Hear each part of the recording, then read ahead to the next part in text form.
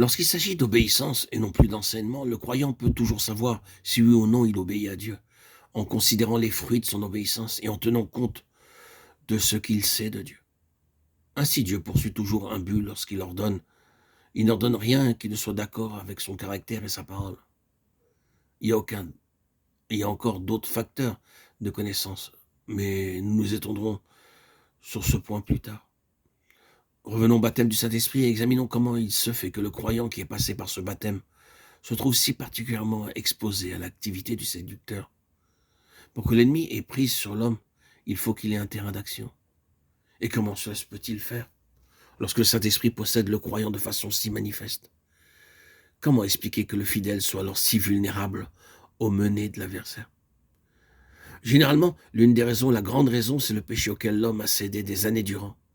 Péché qui a permis l'entrée d'un mauvais esprit dans le corps ou l'intelligence. Cet esprit s'y est caché si profondément que sa présence n'a jamais été soupçonnée. Il n'a donc pas été chassé. La manifestation d'un esprit mauvais semble généralement si naturelle, elle s'identifie si bien avec la personnalité humaine que rien ne trahit sa présence ni ne gêne son action. Les idées bizarres sont mises sur le compte du caractère, l'éthique, certaines habitudes physiques regrettables sont attribuées au tempérament ou à l'éducation, donc tolérées par les autres. Le croyant lui-même n'y prête guère attention pour lui, ce sont là choses naturelles ou licites ou de peu d'importance. Ou bien l'esprit mauvais s'est introduit dans l'organisme à la suite du péché, peut-être de quelques péchés secrets connus de la personne seule, ou bien y est entré par suite de certaines dispositions. Il va sans dire que lors du baptême du Saint-Esprit, le péché a été rejeté, c'est-à-dire toutes les œuvres du diable. Mais l'esprit mauvais que révélait certaines bizarreries de pensée ou de manière est resté. Il demeure, il est ignoré, insoupçonné. Le Saint-Esprit a rempli de l'esprit de l'homme, le corps et l'intelligence se sont consacrés à Dieu, mais secrètement, dissimulés dans l'un ou l'autre, ou l'un et l'autre, le ou le mauvais esprit, ou les mauvais esprits qui s'y sont installés depuis des années demeurent toujours.